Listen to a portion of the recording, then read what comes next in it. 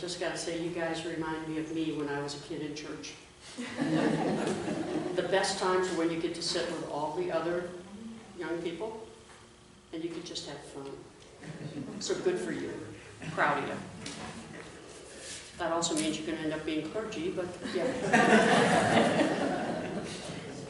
Peace of mind is an elusive concept, and most of us really don't know what peace of mind would mean in our lives because most of us have never really experienced it. I mean, what would peace of mind look like? Would it be freedom from worry, or freedom from doubt, or freedom from fear, or what? Most of us don't really know what peace of mind would look like. We think we do, but having peace of mind as a constant state of being, that's pretty elusive for most of us. Peace of mind involves being content. And few people we know are truly content. Being content is a state of peaceful happiness without worry, concern, or want. And being permanently in a state of peaceful happiness means resolving ourselves to all of the issues, problems, and temptations of our world. Peace of mind means being content with wars, with hunger, with violence, with storms, even with a Packer Viking game. Peace of mind means being content with who we are and with what we have. And I haven't met a whole lot of people, including myself, who's content with very many of those things. Well, no one was content in the churches to whom James wrote either. There were arguments within the church that robbed people of their peace of mind, and there was the challenge of being a Christian in the midst of the Roman Empire. And the Christians there, while trying to live simple, honest, and holy lives, were living in a world that happily embraced every aspect of excess its people could find or afford. Even more than peace of mind with the world around him, most Christians in James were not content with their own lives. Surrounded by the excesses of the Roman culture and living without those excesses, Christians had as much trouble being content with their stuff as many of us do with ours. In addition, living with the fear that came from being part of the Roman government at that time caused Christians to be anything but content. As a distinct minority, like less than 1% of the population in the Roman Empire, the Christians of James found it easy to be discontent with almost every aspect of their lives. Christians were poor, they were disliked, they were not trusted. Well, peace of mind, especially for followers of Jesus, was pretty hard to come by.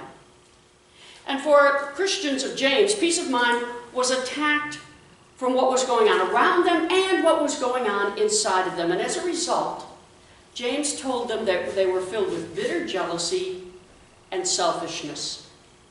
Not only that, they had problems with honesty. They were jealous, selfish, and dishonest to the point they couldn't be honest with themselves. And we kind of get that, don't we? When we encounter someone who clearly has more stuff, more money, more house, more cars, more toys, and more financial security, it's really kind of easy to bend the truth when we talk about our stuff, our careers, our toys, our children, and our grandchildren. We want to look as good as we believe the other is, so we share stories that just might stretch the truth a lot. And I'm not saying anyone here would ever do that. But when we feel less than, it's really hard to be completely honest about how we feel. And it's really hard to tell the truth that only enhances our feelings of being less than. Sometimes we even find ourselves jealous of those who seem to have so much when we have so much less. And when we don't believe we have enough, it's easy to focus on ourselves more than we focus on others. When we believe we are absolutely right without acknowledgement, while others are doing wrong without being called on it, well, we can get kind of angry and self-righteous. And all of those things rob us of our peace of mind. And when we're not at peace within ourselves, we will not be at peace with anyone else. But when we are not content with who we are and what we have, it's impossible to be content with who someone else is and what they have. When we are certain that what we believe, what we say, and how we live is the standard by which everyone else should believe, say, and do, we cannot be content. Jealousy, selfishness, dishonesty, and self-righteousness, well, all of those rob us of our peace of mind. It did in the first century, and it does even more so in the 21st century. When we are not content, when we do not have peace of mind, we will always find fault with others. We always want what someone else has. We spend time thinking about our own well-being before we can think of anybody else's well-being. When we do not have peace of mind within ourselves, we cannot have peace between us and others. James saw that in the churches he cared for, and we see that in our world today, all over in our world today. Without peace of mind, we find it next to impossible to have peace with anyone else, and lack of peace has the effect of impacting us at every level, from personal to international.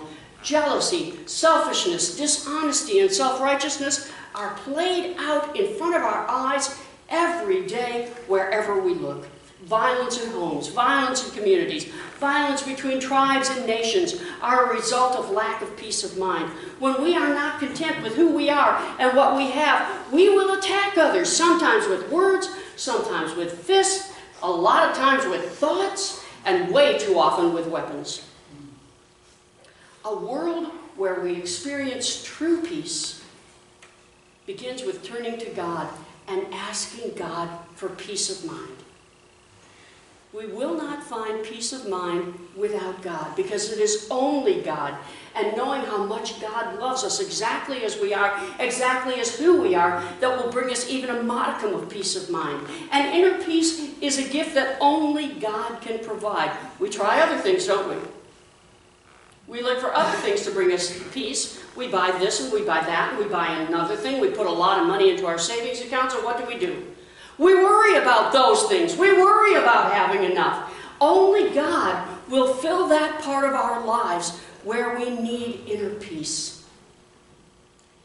Inner peace comes when we trust God enough to provide what we need emotionally and spiritually.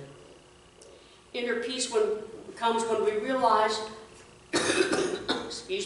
when we realize we can be alone with God and never truly be lonely. Inner peace comes the day we realize that with God we are whole, complete, and loved without expecting anyone else to provide that wholeness and that completeness and that love. Too often we look to other people to fill us up, to be exactly who we need and want them to be. And what happens? We're eternally disappointed because no one else can fill those empty places. Only God can fill those empty places. Only God can provide what we truly need, what we truly want.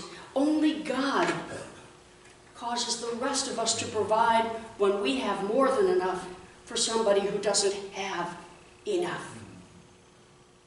Inner peace is the result of spending intentional time with God at least once a day. The only way to rid ourselves of jealousy, selfishness, dishonesty, and self-righteousness is to spend time with God. And every morning, I strongly suggest every morning, we all need time with God. And I know some of us thinking, okay, every morning. I already get up at 5. I already get everybody's lunches ready. I already make sure the homework is done. I already make sure I'm ready for the... When do I have time to spend time with God?